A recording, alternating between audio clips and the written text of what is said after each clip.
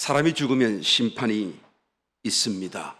성경은 말하기를 한 번 죽는 것은 사람에게 정하신 것이요 그 후에는 심판이 있다라고 히브리서 9장 27절은 말씀하고 있습니다. 모든 사람은 반드시 죽습니다. 죽은 다음에는 심판이 기다리고 있습니다. 이 심판은 불신자는 물론이지요. 그 심판은 죽기 위하여, 영원히 죽기 위하여 다시 일으킴 세우고 받고 심판받는 심판입니다. 이 심판은 정말 생각하고 싶지 않은 심판입니다. 그런데 그런 심판뿐만 아니라 믿는 신자들도 심판을 받는다라는 것이죠. 그 심판은 죽느냐 사느냐의 심판이 아니라 상을 받을 것이냐 벌을 받을 것이냐의 심판입니다만, 그러나 그 심판이 매우 중대하고 그 심판의 결과가 매우 참으로 뼈아픈 어떤 결과의 차이를 만들어주기 때문에 주님은 쉼없이 그의 공생애를 통하여 우리에게 깨어있어 준비하라고 말씀하셨던 것을 기억하는 것입니다. 이 심판은 우리가 영으로 살았는가 아니면 육으로 살았는가의 심판입니다. 그 심판이 얼마나 엄중한지 성경은 여러 가지 비유와 상징으로 말씀하고 있습니다. 고린도전서 3장에서 보니 금과 은과 보석의 공력이 없다고 한다면 그러면 부끄러움을 당할 것이고 바깥 어두운 데로 내어 쫓길 것이다 라고 성경은 말씀하고 있습니다. 이것은 정말로 심각한 사건임에 틀림없고 바깥 어두운 데 내어 쫓긴다는 것은 정말로 성도로서 결코 당하지 말아야 할 사건이며 정말로 부끄러운 사건이 아닐 수 없는데도 불구하고 사람들은 이 사건을 그렇게 심각하게 생각하지 않는다라는 것이 더욱 심각합니다. 신앙생활을 열심으로 하지 않으면서도 태어난 사람을 볼 때 정말로 의안이벙벅하다라는 말밖에 할 말이 없어요. 우리가 주님을 믿으면서 한편으로는 소망이 가득하고 기쁨이 가득하고 정말로 어찌할 수 없는 그런 감격 속에 산다고 하지만 또 다른 한편으로는 여전히 우리의 마음속에 두려움과 또 초조함과 절박함을 갖고 살아야 되는 것입니다. 이것은 죄에 대한 절박함, 두려움이 아니라 내가 상을 받지 못할까 싶어서 우리 마음속에 마땅히 가져야 할 하나의 절박함이 된다라는 것이죠. 사도 바울도 고백하기를 내가 다름질하기를 향방 없는 것 같이 하지 아니하고 싸우기를 허공을 치는 것 같지 아니하며 내가 내 몸을 쳐서 복종케 하려 하는 것은 내가 남에게 전파한 후에 자기가 도리어 버림이 될까 두려워함이로라 라고 고백하지 않았어요. 사도 바울이 두려워한다고 말씀하고 있어요. 사도 바울조차도 그 구원의 어떤 반열에서 떨어질까 봐 두려워하고 있다고 한다면 우리는 얼마나 두려워해야 할까? 우리는 이 그리스도의 심판대에 설 길을 얼마나 심각하게 생각하며 우리는 정말 노심초사 우리의 삶을 다듬어가며 살아야 할 것인가? 우리의 신앙생활을 태만히 할 여력이 없고 시간이 없고 또 교회에 나오지 않으면서도 불구하고 우리의 마음이 괜찮다, 스스로 위로할 수 없다라는 것을 우리는 분명히 알아야 되는 것입니다. 할렐루야. 우리 옆에 사람 한번 쳐다보시면서 툭 치시면서 그러다고 때리지 마시고 툭 치시면서 정신 차리세요. 정신 차립시다. 우리 한번 인사하시기 바랍니다. 여러분, 우리가 받을 심판이 있어요.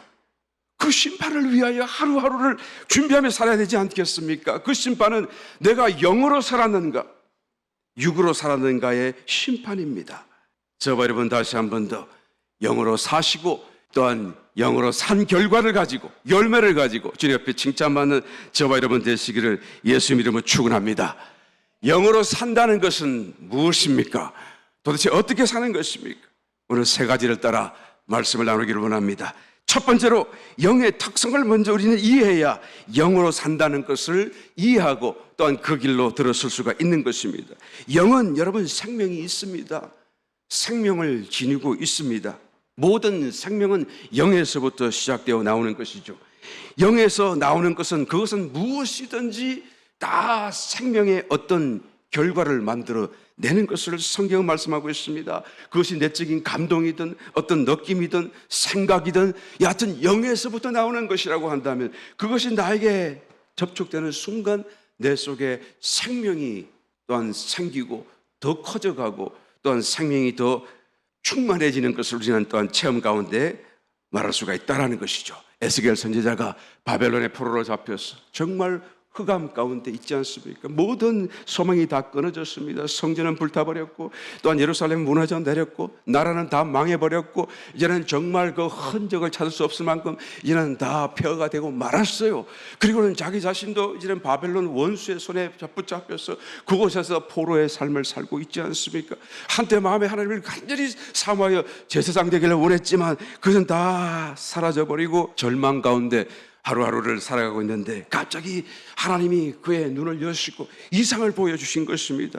그 이상 속에 하나님의 성전을 보았는데 정말 이 성전은 처음 보는 성전이었어요. 그 성전이라 해서 에스겔의 마음속에 말할 수 없는 감동과 소망이 벅차 올랐다는 것을 성경을 통하여 우리가 읽어볼 수가 있습니다. 그가 이상 가운데 보니 이제는 성전이 있고 그 성전으로부터 물이 이제 흘러나오기 시작하고 이제 동쪽 문장의 지방으로부터 그것이 섬에 나오더니 이제는 그것이 일천척을 지어서 나가서 보니까 이제는 벌써 발목에 차고, 그래서 이제는 서서히 더 심해져서 또 일천척을 지어서 나가서 보니까 이제는 무릎에도 차고, 또 일천척을 쳐서 나가서 보니까 이제는 허리에도 차고, 제법 강 같은 모습으로 이제는 이 물이 줄기를 이루어 흘러가고 있는 것을 보게 됩니다. 다시 일천척을 더 지어서 나가서 보니 이제는 그것은 창이란 물이 되어서 영이 발이 땅에 닿지 않고 헤엄쳐야만 건너야 될 그런 강물이 되었던 것을 보게 되는 것이죠.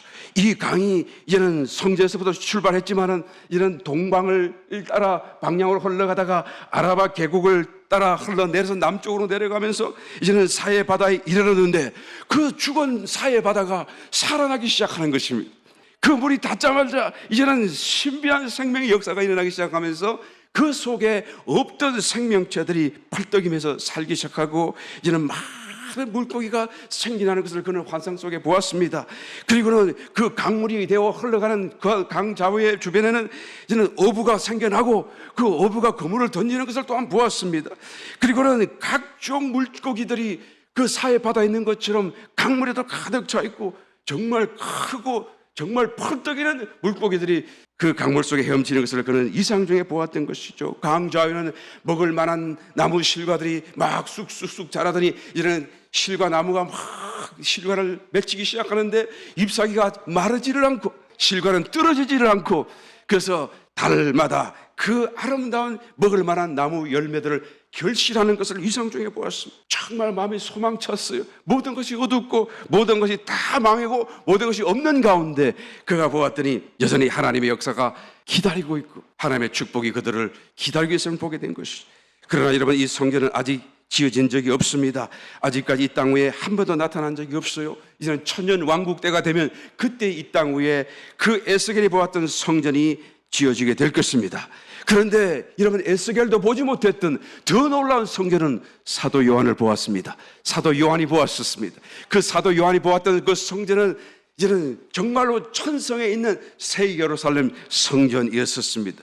그 성전에도 마찬가지 보좌에서부터 물이 섬에 나오더니 그 섬에 나오는 물이 마침내 길 가운데로 흘러가는 강을 이루게 되었고, 강 주변으로는 이제는 생명나무 과실이 자라고 12절기 달을 따라서 이제는 과실을 맺히며 생명나무의 그 열매가 시들지 아니하는 그 놀랍고 이제는 에스겔이 보았던 그 성전보다 더 영화로운, 정말 말로 다 표현할 수 없는 아름다운 성전을 보았다라는 것이죠. 여러분, 조금만 있으면 저와 여러분들이 우리의 눈으로 그것을 볼 때가 올 줄 믿습니다. 할렐루야. 조금만 있으면 모든 사람들, 믿지 않는 사람들도 그것을 볼 때가 곧 올 줄 믿습니다. 그런데 여러분, 이 강물이 이미 우리 신약 성도인 우리의 가슴 속에도 흐르고 있다라고 성경은 기록하고 있습니다. 나를 믿는 자는 성경에 이른 것 같이 그 배에서 생수의 강이 흘러나리라. 요한복음 7장 38절. 성도의 영 안에 계시는 하나님의 보호자로부터 흘러나오는 거예요. 하나님의 생명입니다. 그래서 이 강물이 닿는 곳마다마다 여러분, 과실이 생겨나고 나무가 생겨나고 물고기가 생겨나고 죽은 바다가 살아난 그 놀라운 생명의 역사가 일어난다라는 것이죠. 그러므로 우리 가운데 있는 이 생명의 강, 이 흘러나는 그 강물에 우리가 접촉만 되기만 해도 우리가 살아나는 거예요. 우리의 마음이 절망 가운데 있다가도 접촉만 되게 되면 소망으로 살아나는 것입니다.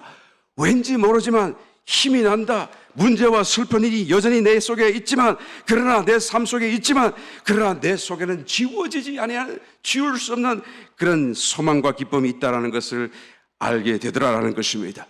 이사야서 40장 31절 말씀, 오직 여호와를 앙망하는 자는 새 힘을 얻으리니 독수리의 날개치며 올라감 같을 것이요 다른 박질하여도 곤빗지 아니하겠고 걸어가도 피곤치 아니하리로다. 이 새로운 힘이 영의 접촉으로 인해서 생기나는 것입니다. 할렐루야. 어떤 사람은 말합니다. 그것은 특별한 사람에게 특별한 경우에만 주시는 특별한 은혜가 아닙니까?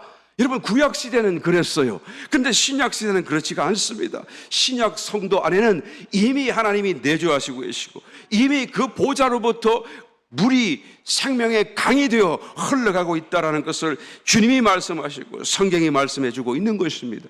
그러므로 그 영에 접촉되기만 하면 우리는 절망 가운데서 살아나고, 또한 모든 슬픔과 아픔 가운데서 살아나고, 모든 여러분 저주 가운데서도 하나님의 놀라운 축복으로 또한 우리가 살아나는 것을 체험하게 될 수밖에 없다는 것입니다. 그러므로 말씀을 묵상하는 중에도 여러분 접촉당하시기를 예수님을 축원합니다. 접촉당하기까지 여러분 묵상하고 기다리고 또 기다리게 되시기를 예수님으로 축원합니다. 기도를 하더라도 접촉당할 때까지 기도하시기를 바랍니다. 예배 가운데 접촉당하시기를 예수님으로 축원합니다. 내가 아는 헌신과 봉사 속에 또 전도하는 그런 어떤 삶 속에서 그 영의 접촉이 일어나기를 여러분 갈망하면서 또한 체험할 수 있게 되시기를 예수님의 이름으로 축원합니다. 여러 모양으로 그것이 우리에게 접촉될 수 있습니다만은, 그러나 그것이 가장 강력하고 가장 깊고 가장 분명한 어떤 생명의 역사, 하나님의 체험의 역사로 우리에게 다가오는 것은 그것이 말씀과 관계되었을 때, 왜 하나님의 말씀이 곧 영이고 생명이고 하나님의 말씀이 곧 하나님이시기 때문에, 그래서 말씀을 들을 때 여러분 마음을 집중하게 되시기를 주님의 이름으로 축원합니다. 하나님의 말씀을 선포할 때에 그 말씀이 하나님이 되셔서 우리 가운데 운행하시는 거예요. 그럴 때 내가 내 마음을 활짝 열고 아멘 하게 되면 그 말씀이 터치가 되는 거예요. 마음으로도 아멘 하지만 입술로도 아멘 하게 되면 그 말씀이 터치가 되는 거예요. 아멘 하는 그 입술을 통하여 쑥 들어가시고, 할렐루야. 마음으로 아멘 할 때 탁 접촉이 되어지는 그 역사가 나를 살리고 나의 존재 가운데 이 생명의 역사가 되어진다는 것을 우리가 체험 가운데 또한 알게 될 것입니다. 영이 내 생명 속에서, 내 속에서 흘러갈 수 있도록 나의 마음을 열어야 하고 나의 모든 어떤 삶을 열어드려야 돼요. 영의 특성이 강물처럼 흘러가는 것이기 때문에, 그래서 방해되는 것을 치워내야 되는 것입니다. 치우기만 해도 강물이, 막혔던 강물이 적시로 흐른다는 것을 내가 알게 될 것입니다. 여러분, 시냇물이 졸졸졸 흐르지만 그 졸졸졸 흘러가는 그 시냇물 가운데 작은 돌멩이 하나라도 있게 되면 그 작은 돌멩이 때문에 그 물살의 흐름이 거칠게 바뀌기도 하고 심한 저항을 받는 것을 우리가 알지 않아요? 우리가 가진 버리지 못하는 나쁜 습관 하나 때문에 영이 흐르지를 못해. 나의 부정적인 입술의 언어적인 습관 때문에 뭘 해도 안 된다, 안 될 걸 못한다 라고 하는 이런 부정적인 언어 습관 때문에 영이 흐르지를 못하고 막히고 방해된다는 것을 우리는 알아야 되는 것입니다. 그러므로 그것을 걷어내야 돼요. 하면 된다, 한번 해보자, 할 수 있다, 내게 능력 주시지 않아서 내가 모든 것을 할 수 있다 라고 고백하는 그런 마음의 자세가 되어질 때 영이 흐르게 되고 생명이 터치가 되어지게 되고 그 생명이 나의 것으로 결실하게 되어지는 것을 보게 되는 것입니다. 어떤 사람은 말합니다. 목사님, 나는 하나님 말씀이 잘 안 믿어져요. 아무리 해도 잘 안 믿어집니다. 그런데 안 믿어지는 건 그런 대로 그렇다고 치더라도 그러면 믿으려고 애를 써야 될 거 아니겠어요?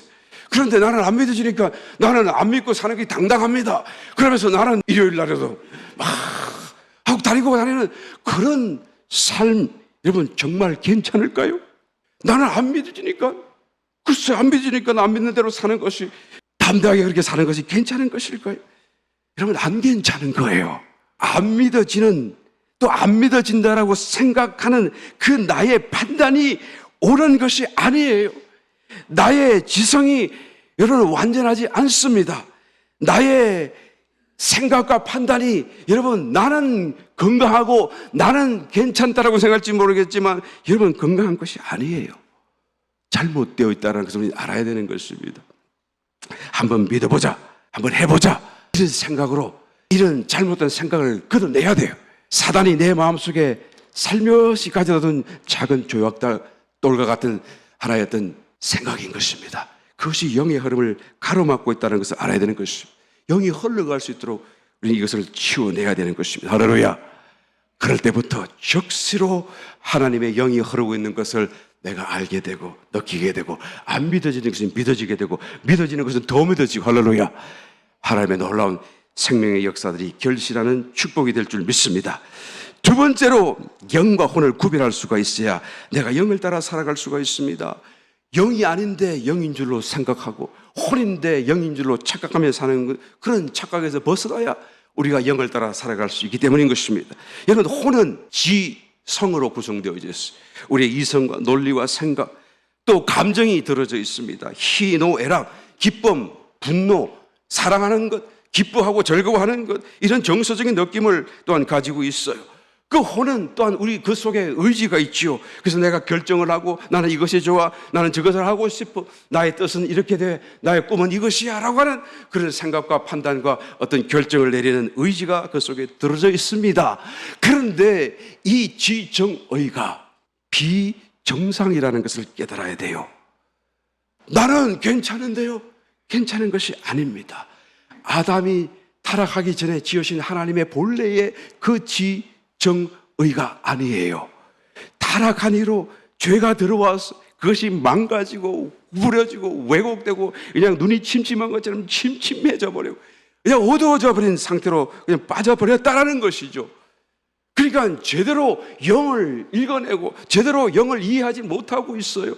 제대로 상황을 보고 판단하지 못해요. 제대로 어떤 결정을 못하고 있어요. 내가 아무리 지성이 뛰어날지라도, 내가 아무리 건강하다고 스스로 생각할지 모르겠지만 그것은 건강한 것이 아니다라는 것을 우리는 알아야 되는 것이죠.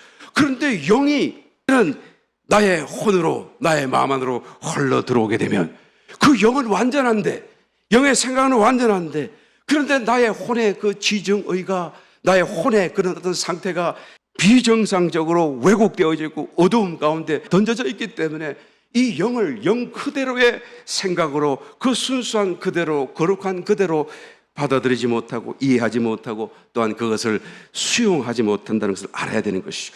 그런데 그 영이 순간 이제는 죄로 물들어져 버린 그 혼의 어두움과 섞여지면서 이것이 정말 영인지 혼인지를 구별하지 못할 만큼 이제는 아리송해져 버리는 그런 경우, 대부분의 사람들이 영인지 혼인지를 구별하지 못하고 속는다는 것을 우리는 체험 가운데서 말할 수밖에 없습니다. 어떤 중국 분이 그런 얘기를 해주시대요.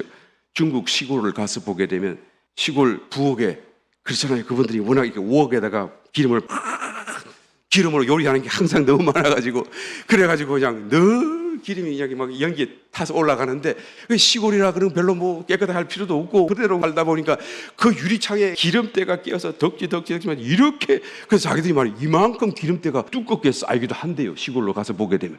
그래서 그런 시골 부엌에 들어가 보면 바깥에서 해가 높이 떠서 빛이 쫙 들어와도 그 빛이 이 기름때를 통과하는 과정 속에서 그만 다 어두워져 가지고, 그래서 이 빛이 바깥에서 창문을 통해 들어온 빛인지 아니면 마당을 통해서 본래부터 있던 빛인지 그것을 구별할 수가 없다고 얘기를 하더라고요. 우리의 혼이 이런 기름때 때문에, 때 때문에 영의 거룩한 빛이 비추어져도 그것이 영인지 혼인지를 알지 못해 그 빛의 강렬함이 그냥 희석되어 버리는 것을 보게 되는 것이죠.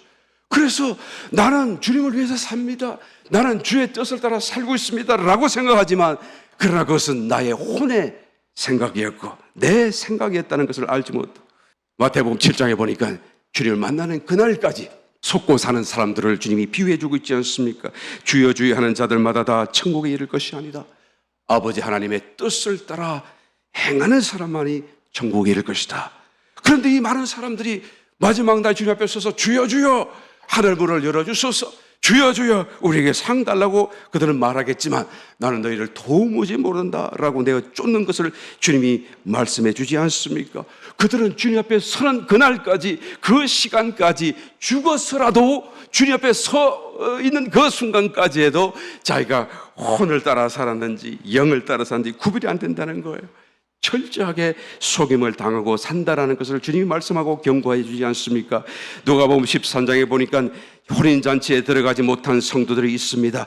24절 이하의 말씀, 좁은 문으로 들어가기를 힘쓰라. 내가 너희에게 이르노니 들어가기를 구하여도 못하는 자가 많으리라. 집주인이 일어나 문을 한 번 닫은 후에 너희가 밖에 서서 문을 두드리며 주여 열어주소서 하면 저가 대답하여 가로되 나는 너희가 어디로서 온 자인지 알지 못하노라 하리니. 그렇죠. 자기들은 지금 여기까지 왔는데, 그리고 문을 두드리는데, 또 이 문을 들어가 통과해야 되는 것을 알고 있는데 주여 열어주소서 하는데 주님이 대답하시기를 나는 너희가 어디로서 온 자인지 알지 못하노라. 그때의 26절, 너희가 말하되 우리는 주 앞에서 먹고 마셨고요 주는 또한 우리 길거리에서 가르치시지 않았습니까? 라고 말을 하지만 저가 너희에게 일러 가로되 나는 너희가 어디로서 왔는지 알지 못하노라. 행악하는 모든 자들아 나를 떠나가라 하리라. 주님, 우리는 주님을 알아요, 주님을 알아요 라고 말을 하지만은 주님 앞에 와서 보니 우리가 알고 있던 그 주님, 우리가 안다라고 했던 그 암이라는 것이 아니었다라는 거예요. 모르는 거였었어요. 엉뚱한 거였었어요. 그것을 착각하며 살았다는 것을 비로소 알게 된다라는 것을 말씀해 주고 있는 거예요. 여러분, 혼으로만 살고 있으면서도 영인 줄로 알면서 착각하며 살아갈 성도들이 얼마나 많을 것인가라는 것을 주님이 경고하는 말씀인 줄 믿습니다. 혼에서 나온 것도 모두 영인 줄로 착각하는 거예요. 이런 것을 깨달아야 돼요. 무엇이 깨닫게 해주는 것입니까? 하나님의 말씀밖에 없어요. 하나님의 말씀이 이것을 깨닫게 하는 것이죠. 왜? 말씀은 너무 맑은 거울과 같아서 너무 거룩한 하나님의 심성이 그 속에 투영되어지기 때문에 그 맑은 거울 앞에 서게 되면 이 모든 가려졌던 것이 다 드러나고 갈라지는 것입니다. 히브리서 4장 12절 이하의 말씀, 하나님의 말씀은 살았고 운동력이 있어 좌우에 갈라쓴 어떤 검보다도 예리하여 혼과 영을 찔러 쪼개고 관절과 골수를 찔러 쪼개고 마음의 생각과 뜻을 감찰합니다 라고 히브리서 기자가 고백하고 있지 않습니까? 그 말씀 앞에 서야 돼요. 그 말씀 앞에 자기의 삶을 비추어야 되고 그 말씀 앞에 자기 자신의 영성을 다시 한 번 더 점검받아야 되는 것입니다.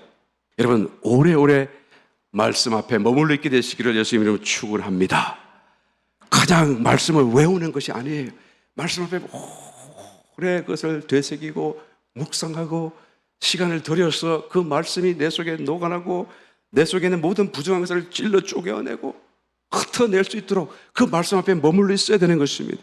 여러분, 사골, 국물, 그 진국이 되어야 맛있는 것인데 그 진국이라는 거에 오래오래 끓이는 거 아니에요. 말씀도 정말 오래오래 같은 말씀을 갖고 오래오래 정말 진국이 거기서 나오도록까지 그 말씀 앞에 머물러 있어야 돼요. 어떤 사람은 생각합니다. 기도하다가 갑자기 말씀이 탁 생각나면 그 말씀이 하나님이 주시는 뜻이고 생각이라고 생각합니다. 그냥 말씀이니까, 하나님 말씀이니까, 그냥 말씀이 이렇게 기록되어져 있으니까 그게 하나님의 뜻이라고 생각하고 하나님이 주시는 기도의 응답이라고 생각해 버리기 쉬운데요. 여러분, 그렇게 해서는 안 됩니다. 하나님 말씀이 생각난다고 할지라도 오래오래 다시 한번 머물러요. 다시 점검해야 되고 그 말씀이 진국이 되어서 내 속에 나의 모든 어떤 부정한 것을 정화시키도록까지 그 말씀 앞에 머물러 있어야 된다라는 것이죠. 듣는 말씀을 내가 잘못 해석하게 되면 오히려 그 주시는 말씀, 그 말씀을 주시는 하나님의 의도와 다른 길을 갈 수밖에 없기 때문에 그래요.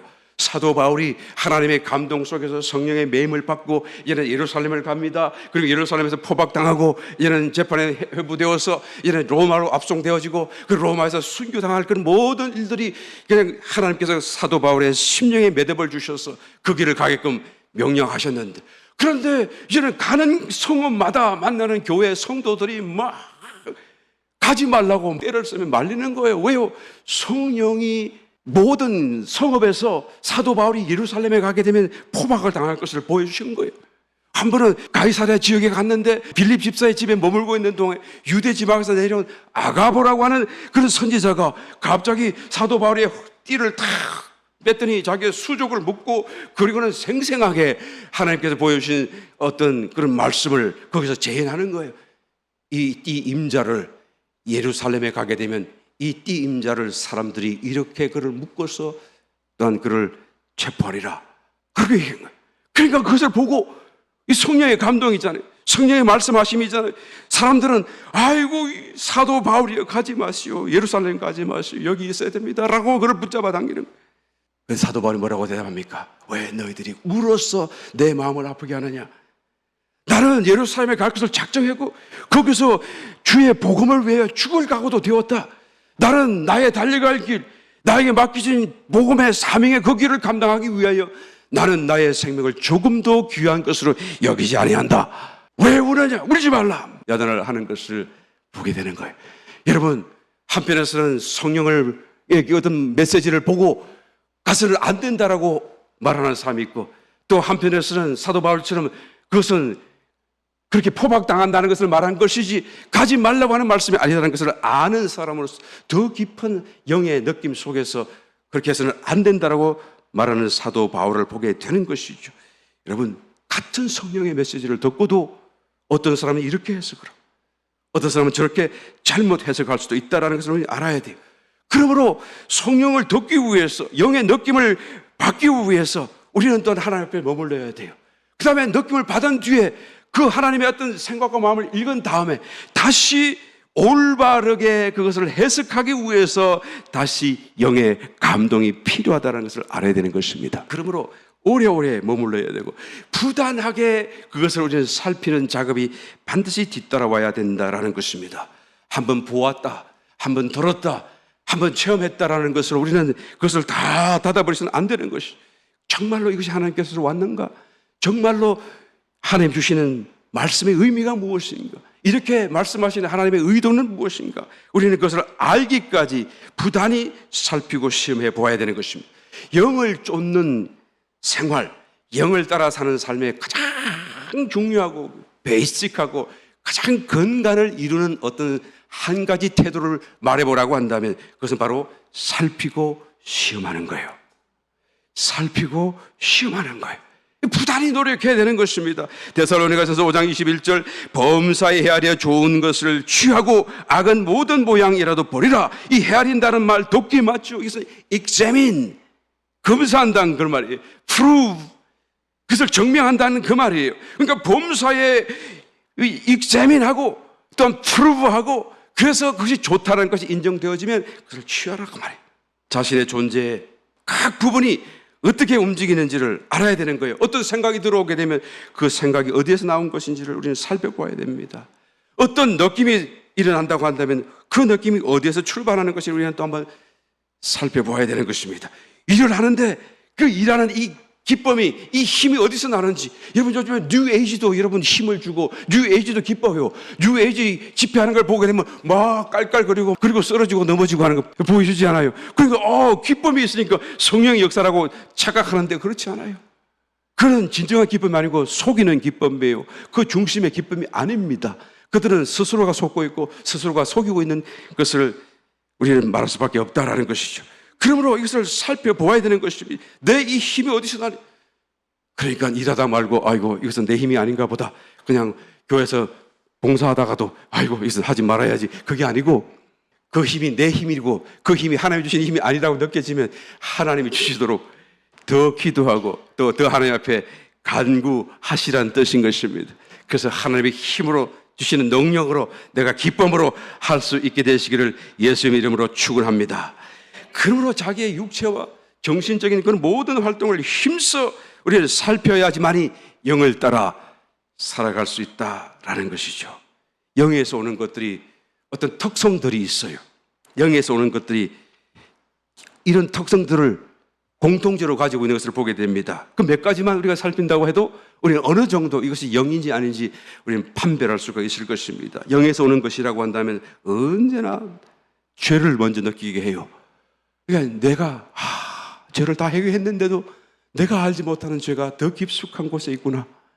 내가 하나님께 더 가까이 가면 갈수록 더 거룩해지면 거룩해질수록 나는 나의 죄 때문에 내가 죄인 되어져 있음을 보고 절망하는 것을 알게 되어지는 것이고 고백하지 않을 수가 없어요.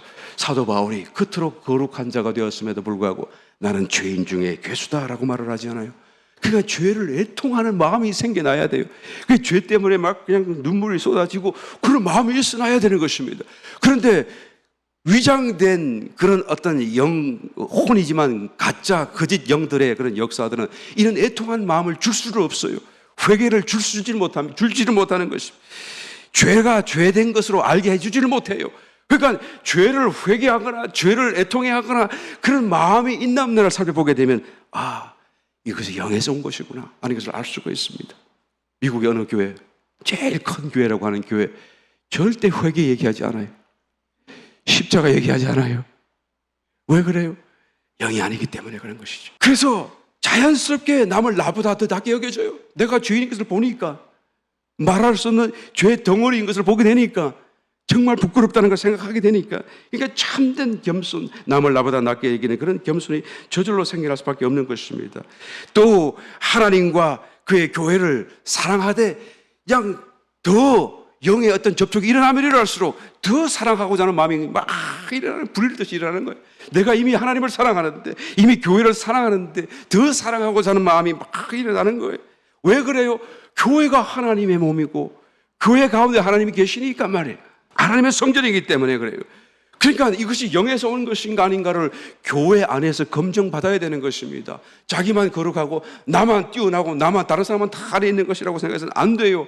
내가 아무리 높아도 쓰러질까 넘어질까 두려워하고 조심해야 되는 것입니다. 그래서 이것이 정말 영에서 오는 것인지 아닌지를 교회에 와서 검증받아야 되는 것입니다. 교회는 바로 이런 법을 있어서 결정적인 역할을 해줄 수가 있습니다. 왜요?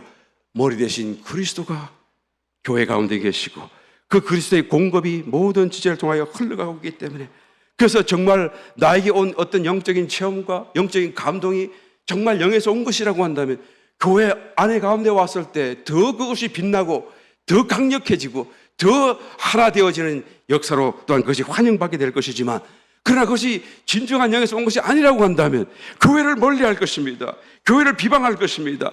교회를 자꾸 그냥 나쁘게 얘기하게 될 것입니다. 그러면 그 한 가지만 봐도 여러분 그것은 참된 영이 아닌 것을 우리는 판단해 볼 수가 있다라는 것입니다. 무엇이든지 영에서 온 것이라고 한다면 교회 안에서도 환영을 받고, 또한 그것이 정말 영이 아니라고 한다면 교회 안에서 걸림이 되는 것을 말할 수밖에 없습니다. 영에서 오는 것은 직관적인 것이죠. 직관. 그냥 알게 되어져요. 그냥 알게 돼요. 설명할 수 없어요. 성도님 얼굴을 딱 보면 요즘에 기도를 많이 하시는구나. 그냥 알게 되면 말 안 해줬지만 딱 보는데 이거 요즘에는 드라마를 많이 보시는군요. 말을 못하고 속으로만 제가 모르는 것 같아서 다 알고 있습니다. 모르는 것 같아서 다 알고 있어. 그럴 때마다 가슴을 치죠. 아이고 내가 부족해서 나에게 맡긴 양인데 내가 부족해서 그렇습니다. 이런 게 직관이에요. 아담이 하와를 보자마자 처음 봤어요. 언제 봤어요? 자기가 하나님이 잠재우시고 탁 잠에 깼는데 눈을 뜨자마자 자기 앞에 한 보지 못했던 피조물이 서 있는데 이게 너무 멋진 거예요. 그래서 뭐라고 그랬죠? 이는 내 뼈 중에 뼈요 살 중에 살이로다. 그거 자기 정말 뼈에서 나왔잖아요. 자기 살에서 나왔잖아요. 그런데 아담이 그걸 어떻게 알았을까요? 봤어요? 지금 마취해서 탁 깨자마자 눈을 떴는데 어떻게 알았어요? 하나님 말씀 안 해줬는데. 여러분 이게 직관이에요. 변화산상에서 모세와 엘리야가 같이 나타났습니다. 예수님이 갑자기 옷이 확 바뀌면서 너무 빛나는 모습 앞에 모세가 있고 엘리야가 있어요. 그런데 베드로가 모세를 어떻게 알아봤어요? 엘리야를 어떻게 알아봤어요? 아무도 모세라고 설명 안 해줬는데, 아무도 엘리야 이름을 말해주지 않았는데, 여러분 그냥 아는 거예요. 이게 영의 사건인 것입니다. 내 마음속에 그냥 알게 되는 것이 바로 직관이에요. 논리적으로 설명할 수 없습니다. 여러분 정말 영에서 온 것이 아니 자꾸 점검해 보게 되시기를 주님이 축원합니다. 세 번째 마지막으로 영의 일을 생각해야 되는 것입니다. 우리의 생각으로 영이 나타나시는 것을 보조해 주어야 돼요. 영이 나타나기를 원하시지만 우리는 어떻게 할 수가 없어요. 그런데 우리가 그것을 막을 수는 있지 않아요? 못 나타나도록 방해할 수는 있지 않아요? 그런데 그것이 나타나도록 방해하지 않도록 그 영의 나타나심을 보조하기 위하여 우리의 생각을 가지고 그것을 자꾸 스포트하는 일을 해야 되는 거예요. 어떻게 합니까? 영의 일을 생각하는 거예요. 로마서 8장 5절 6절 육신을 쫓는 자는 육신의 일을, 영을 쫓는 자는 영의 일을 생각하나니. 여러분, 생각이라고 하는 것은 마음의 초점 아니겠어요? 마음의 초점이 영에 맞추어져 있으면 영이 느껴지고 들려질 텐데, 마음의 초점이 영에 맞춰지지 않으면 영은 들려지지 않아요. 느껴지지 않습니다. 여러분, 아프리카 그 나미브 사막이라고 남서해안 끝자락에 붙어있는 길다랗게 해안을 따라 발달되어 있는 그 사막은 세계에서 가장 오래된 역사를 가진 사막입니다. 그런데 비가 안 와요, 별로. 1년 내내 한 열흘 정도 비가 오는데, 그 비가 오더라도 고작 다 모아야 1cm 정도밖에 안 돼요. 그러니까 물이 뭐 거의 없는 상황이죠. 그냥 또 해가 높이 뜨고 뜨거워지게 되면 그 온도가 바깥에 40도 섭씨, 그러니까 104도 화씨로까지 올라가는 그런 날씨고, 또 지표면은 더 뜨거워서 그냥 70도까지 올라가니까 화씨로 160도가 데워지는 그런 뜨거운 사막 지역이죠. 수천만 년을 흘려오면서 조석으로 이 기온차가 생기려다가 그 뜨거움 속에서 나무는 다 고사할 뿐만 아니라 바위도 다 말라 부스러져 가지고 이제 가루가 되어져 버려서 이제 사막을 형성한 곳이 바로 그 나미브 사막이라는 곳인데요. 그 원주민들이 이 사막을 두고 아무것도 없는 땅이라는 그런 이름을 지어준 거예요. 아무것도 없는 땅이라고 그렇게 불러요. 그런데 그 아무것도 없는 그 척박한 땅에 이 손톱, 엄지 손톱만 하는 그런 딱정벌레, 사막 딱정벌레가 살고 있습니다. 이 딱정벌레가 어떻게 사는가 들여다보니까, 그러면 아침에 해가 뜨기 전에 모래에서 막 나와가지고 열심히 모래 제일 꼭대기로 그냥 걸어서 올라갑니다. 거의 한 300m 가량 그런 모래 언덕 정상을 올라가요. 근데 이 300m라는 높이가 그 딱정벌레에게는, 그죠? 우리 사람으로 치게 되면 에베레스트 산 한 2배 정도 높이가 돼요. 그러니까 이제 사력을 다해서 해가 뜨기 전까지 막 올라가가지고, 그냥 딱 정상에 올라오게 되면 머리를 아래로 탁 내리받고, 그리고 그냥 머리, 엉덩이를 물구나무 탁 서가지고 등에 있는 그냥 날개 쫙 펴가지고 이러고 있는 거예요. 왜 그러고 있습니까? 그 바닷가라서 이게 해무, 이게 안개가 끼니까 그 안개가 있는 그 수증기가 이 자기 돌기에 탁탁탁탁 붓기를 바라도록 이렇게 탁 하는 거예요. 그럼 붙으면 어떻게 되죠? 그래서 한 방울, 두 방울 붙다가 결국 덩어리가 되면 무게가 있으니까 뚜루룩 떨어지니까 자기 입으로 탁 들어오는 거예요. 그래서 사는 거예요. 아, 참 대단하죠? 예. 정말 여러분, 성도가 만일 이런 정도로 영의 일을 생각하고 사모하고 집중하기만 한다고 한다면 물 한 방울이 아니라 폭포수 같은 물이 쏟아지지 않겠어요? 예, 폭포수 같은 막 어찌하지 못할 정도로 휘청거릴 정도로 쏟아지지 않겠습니까? 여러분, 영의 일을 생각해야 돼요. 우리 초점과 중심을, 영의 일이 무엇입니까? 구원에 대해서 생각하는 겁니다. 죄에 대해서 생각하는 것입니다. 십자가에 대해서 생각하는 것입니다. 부활에 대해서 생각하는 것이죠. 성천, 다시 오실 재림, 영원한 천국, 또한 말씀, 깨어있다라는 것이 무엇입니까? 생각해 보는 거예요. 나는 깨어있는가를 생각해 보는 것입니다. 재림을 위해서 준비한다고 하는데 뭘 준비하는지, 어떻게 하는 건지 생각해 보는 거예요. 신앙이 무엇입니까? 왜 나는 교회에 오는 것이죠? 교회 다니는 것을 왜, 내가 지금 죽는다고 한다면 나는 어떤 일을 당하게 될 것인가? 그 다음에는 무슨 일이 일어날 것인가? 생각해 보는 거예요. 영의 일을 생각할 수 있는 저와 여러분 되시기를 예수 이름으로 축원합니다. 이걸 계속 생각해야 돼요. 이게 단순한 방법 아닙니까? 영의 일을 생각하는 게 어려운 게 아니에요.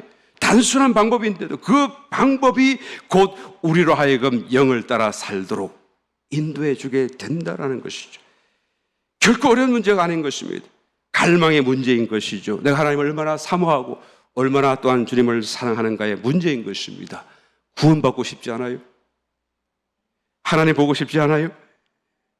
이런 삶이 여러분 구원의 삶이고 구원의 길인 것입니다. 그 끝에는 호렌잔치의 문이 열려 있고 우리를 기다리고 있다는 것을 우리는 말할 수가 있는 것입니다. 성도는 여러분 영 안에서 그리스도의 마음을 얻기까지, 그리스도의 마음을 가지기까지 끊임없이 이 길을 추구하며 살아가야 된다는 것이 오늘 봉독하신 말씀, 결론적으로 말씀을 드립니다. 15절, 신령한 자는 모든 것을 판단하나 자기는 아무에게도 판단을 받지 아니하느니라. 이 말씀은 교만해도 된다 그런 말씀이 아니라 주님의 마음이 그만큼 높고 완전하다는 뜻이겠죠. 누가 주의 마음을 알아서 주를 가르치겠느냐. 주의 마음을 받은 성도는 그처럼 주님처럼 높은 경지에서 사물을 바라보고 삶을 바라볼 수 있고 판단할 수 있고 올바른 길을 갈 수 있다라는 얘기를 하는 것입니다. 그러나 마지막에 사도 바울이 이렇게 결론 짓습니다. 우리가 그리스도의 마음을 가졌다라고 말하죠. 우리가, 이 말은 영 안에 있는 그 상태에서 우리가 그리스도의 마음을 가졌다 그 말이에요. 영 안에 들어와 있지 않다고 한다면 그리스도의 마음이 아직 없겠죠. 영 안에 있는 상태에서 하시는 말씀인 거예요. 그런 상태로 들어오고 그런 마음을 가지도록 너희들에게 권면한다라는 말씀인 것이죠. 말 안 듣는 남편이 향하는 마음으로, 여러분 그리스도의 마음으로 볼 수 있어야 돼요. 아내를 바라볼 때도 마찬가지죠. 마음대로 되지 않는 그런 자녀들을 볼 때도 여러분 주님의 마음으로 볼 수가 있어야 되는 것입니다. 성도를 대할 때도 마찬가지예요. 아이고 내가 얼마나 잘해줬는데 나한테 이럴 수가 있어. 그래서는 안 돼요. 잃어버린 영혼으로 바라볼 때도 주님의 마음이 내게 있어야 되는 것이, 주님의 마음이라고 하는 것이 바로 성도가 가질 수 있는 것이고, 나가, 내가, 우리가 지금 영 안에서 들어와 보니 그리스도의 마음을 가지고 있지 않느냐, 가지고 있음을 너희가 알지 아니하느냐라고 지금 말씀해 주고 있는 줄 믿습니다. 여러분 성령께 간구하시면서 내가 정말 영을 따라 사는 것이 무엇인가라는 것을 새롭게 깨닫는 저와 여러분 되시기를 예수님 이름으로 축원합니다. 축원합니다.